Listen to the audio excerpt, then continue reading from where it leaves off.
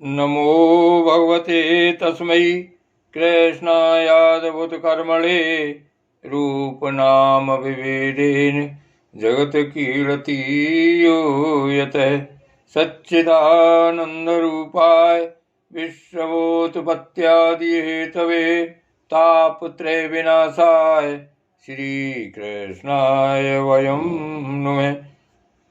श्रीकृष्णाय वयं नुमः। श्रीमद्भागवत महापुराण सप्तम स्कंध अध्याय त्रयोदश यति धर्म का निरूपण और अवधूत प्रहलाद संवाद। नारद जी कहते हैं, धर्मराज, यदि वानप्रस्थी में ब्रह्म विचार का सामर्थ्य हो तो शरीर के अतिरिक्त और सब कुछ छोड़कर वह संन्यास ले ले तथा किसी भी व्यक्ति, वस्तु, स्थान और समय की अपेक्षा न रखकर एक गांव में ही एक ही रात ठहरने का नियम लेकर पृथ्वी पर विचरण करे। यदि वह वस्त्र पहने तो केवल कौपीन, जिससे उसके गुप्त अंग ढक जाएं, और जब तक कोई आपत्ति न आवे तब तक दंड तथा अपने आश्रम के चिन्हों के सिवा अपनी त्यागी हुई किसी भी वस्तु को ग्रहण न करे। सन्यासी को चाहिए कि वह समस्त प्राणियों का हितैषी हो, शांत रहे, भगवत पारायण रहे और किसी का आश्रय न लेकर अपने आप में ही रमे एवं अकेला ही विचरे। इस संपूर्ण विश्व को कार्य और कारण से अतीत परमात्मा में अध्यस्त जाने और कारण स्वरूप इस जगत में ब्रह्म स्वरूप अपने आत्मा को परिपूर्ण देखे।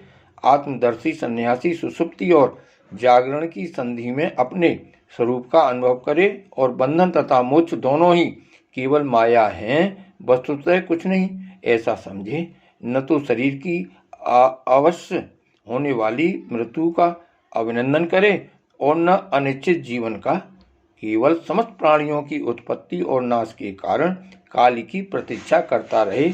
असत्य अनात्म वस्तु का प्रतिपादन करने वाले शास्त्रों से प्रीत न करे। अपने जीवन निर्वाह के लिए कोई जीविका न करे। केवल वाद विवाद के लिए कोई तर्क न करे और संसार में किसी का पक्ष न ले। शिष्य मंडली न जुटावे, बहुत से ग्रंथों का अभ्यास न करे, व्याख्यान न दे और बड़े बड़े कामों का आरंभ न करे। शांत समदर्शी एवं महात्मा सन्यासी के लिए किसी आश्रम का बंधन धर्म का कारण नहीं है। वह अपने आश्रम के चिन्हों को धारण करे, चाहे छोड़ दे। उसके पास कोई आश्रम का चिन्ह न हो, परंतु वह आत्मानुसंधान में मग्न हो तो अत्यंत विचारशील, परंतु जान पड़े पागल और बालक की तरह। वह अत्यंत प्रतिभाशील होने पर भी साधारण मनुष्यों की दृष्टि से ऐसा जान पड़े मानो कोई गूंगा है। युधिष्ठिर, इस विषय में महात्मा लोग एक प्राचीन इतिहास का वर्णन करते हैं। वह है दत्तात्रेय मुनि और भक्तराज प्रहलाद का संवाद। वह है दत्तात्रेय मुनि और भक्तराज प्रहलाद का संवाद। एक बार भगवान के परम प्रेमी प्रहलाद जी कुछ मंत्रियों के साथ लोगों के हृदय की बात जानने की इच्छा से लोकों में विचरण कर रहे थे। उन्होंने देखा कि असह पर्वत की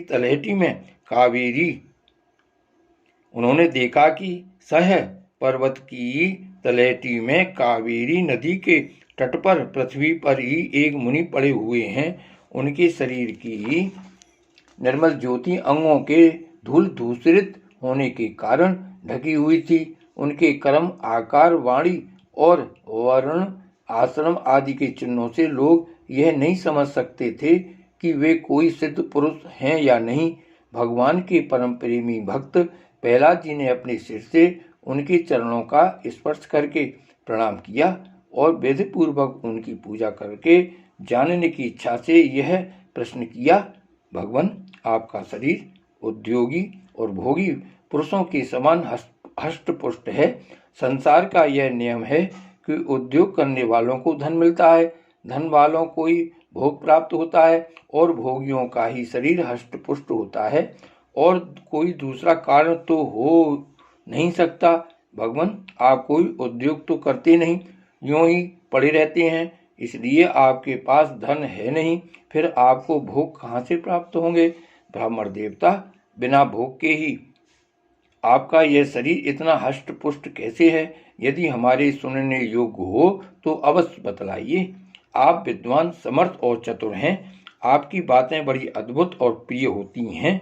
ऐसी अवस्था में आप सारे संसार को कर्म करते हुए देखकर भी समभाव से पड़े हुए हैं। इसका क्या कारण है? नारद जी कहते हैं, धर्मराज, जब प्रहलाद जी ने महामुनि दत्तात्रेय जी से इस प्रकार प्रश्न किया तब वे उनकी अमृतमयी वाणी के वशीभूत हो मुस्कुराते हुए बोले। दत्तात्रेय जी ने कहा, दैत्यराज, सभी श्रेष्ठ पुरुष तुम्हारा सम्मान करते हैं। मनुष्यों को कर्मों की प्रवृत्ति और उनकी निवृत्ति का क्या फल मिलता है, यह बात तुम अपनी ज्ञान दृष्टि से जानते ही हो। तुम्हारी अनन्य भक्ति के कारण देवादिदेव भगवान नारायण सदा तुम्हारे हृदय में विराजमान रहते हैं और जैसे सूर्य अंधकार को नष्ट कर देते हैं वैसे ही वे तुम्हारे अज्ञान को नष्ट करते रहते हैं। तो भी प्रहलाद, मैंने जैसा कुछ जाना है उसके अनुसार मैं तुम्हारे प्रश्नों का उत्तर देता हूँ, क्योंकि आत्मशुद्धि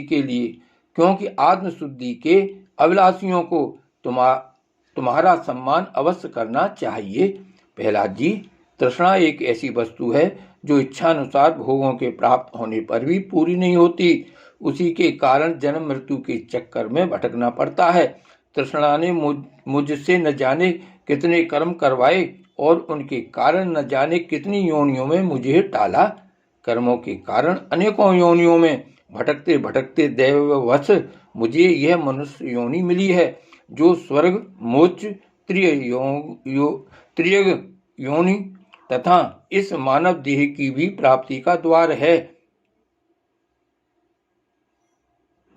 इसमें पुण्य करें तो स्वर्ग, पाप करें तो पशु पक्षी आदि की योनि निवृत्त हो जाए तो मोक्ष, और दोनों प्रकार के कर्म किए जाएं तो फिर मनुष्य योनि की ही प्राप्ति हो सकती है। परंतु मैं देखता हूं कि संसार के स्त्री पुरुष कर्म तो करते हैं सुख की प्राप्ति और दुख की निवृत्ति के लिए, परंतु उसका फल उल्टा होता ही है। वे और भी दुख में पड़ जाते हैं। इसीलिए मैं कर्मों से उपरत हो गया हूँ।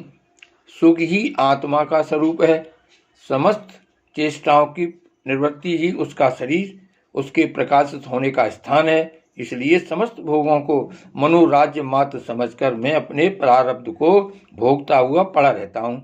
मनुष्य अपने सच्चे स्वार्थ अर्थात वास्तविक सुख को, जो अपना स्वरूप ही है, भूलकर इस मिथ्या द्वैत्व को सत्य मानता हुआ अत्यंत भयंकर और विचित्र जन्मों और मृत्युओं में भटकता रहता है। जैसे अज्ञानी मनुष्य जल में उत्पन्न तिनके और सेवार से ढके हुए जल को जल न समझकर जल के लिए मृत तृष्णा की ओर दौड़ता है, वैसे ही अपनी आत्मा से भिन्न वस्तु में सुख समझने वाला पुरुष आत्मा को छोड़कर विषयों की ओर दौड़ता है। प्रहलाद जी, शरीर आदि तो प्रारब्ध के अधीन है। उनके द्वारा जो अपने लिए सुख पाना और दुख मिटाना चाहता है वह कभी अपने कार्य में सफल नहीं हो सकता। उसके बार बार किए हुए सारे कर्म व्यर्थ हो जाते हैं। मनुष्य सर्वदा शारीरिक, मानसिक आदि दुखों से आक्रांत ही रहता है। मरणशील तो है ही। यदि उसने बड़े श्रम और कष्ट से कुछ धन और भोग प्राप्त कर भी लिया तो क्या लाभ है? लोभी और इंद्रियों के बस में रहने वाले धनियों का दुख तो मैं देखता ही रहता हूँ। भय के मारे उन्हें नींद नहीं आती। सब पर उनका संदेह बना रहता है। जो जीवन और धन के लोभी हैं वे राजा, चोर, शत्रु, स्वजन, पशु पक्षी, याचक और काल से यहाँ तक कि कहीं मैं भूल न कर बैठूं, अधिक न खर्च कर दूं, इस आशंका से अपने आप भी सदा डरते रहते हैं। इसलिए बुद्धिमान पुरुष को चाहिए कि जिसके कारण शोक, मोह, भय, क्रोध, राग, कायरता और श्रम आदि का शिकार होना पड़ता है, उस धन और जीवन की स्पृहा का त्याग कर दे। इस लोक में मेरे सबसे बड़े गुरु हैं अजगर और मधुमक्खी। उनकी शिक्षा से हमें वैराग्य और संतोष की प्राप्ति हुई है। मधुमक्खी जैसे मधु इकट्ठा करती है वैसे ही लोग बड़े कष्ट से धन संचय करते हैं, परंतु दूसरा ही कोई उस धन राशि के स्वामी को मारकर उसे छीन लेता है। इससे मैंने यह शिक्षा ग्रहण की कि विषय भोगों से विरक्त ही रहना चाहिए। मैं अजगर के समान निश्चेष्ट पड़ा रहता हूँ और दैववश जो कुछ मिल जाता है उसी में संतुष्ट रहता हूँ, और यदि कुछ नहीं मिलता तो बहुत दिनों तक धैर्य धारण कर यूं ही पड़ा रहता हूँ। कभी थोड़ा अन्न खा लेता हूँ तो कभी बहुत, कभी स्वादिष्ट तो कभी नीरस बेस्वाद, और कभी अनेकों गुणों से युक्त तो कभी सर्वथा गुणहीन। कभी बड़ी श्रद्धा से प्राप्त हुआ अन्न खाता हूँ तो कभी अपमान के साथ, और किसी किसी समय अपने आप ही मिल जाने पर, कभी दिन में कभी रात में, और कभी एक बार भोजन करके भी दोबारा कर लेता हूँ। मैं अपने प्रारब्ध के भोग में ही संतुष्ट रहता हूँ, इसलिए मुझे रेशमी या सूती, मृग चर्म या चीर, वलकल या और कुछ जैसा भी वस्त्र मिल जाता है वैसा ही पहन लेता हूँ। कभी मैं पृथ्वी, घास, पत्ते, पत्थर या राख के ढेर पर ही पड़ रहता हूँ, तो कभी दूसरों की इच्छा से महलों में पलंगों और गद्दों पर तो कभी दूसरों की इच्छा से महलों में पलंगों और गद्दों पर सो लेता हूँ। दैत्यराज, कभी नहा धोकर, शरीर में चंदन लगाकर, सुंदर वस्त्र, फूलों के हार और गहने पहन रथ, हाथी और घोड़े पर चढ़कर चलता हूँ, तो कभी पिशाच के समान बिल्कुल नंग धड़ंग विचरता हूँ।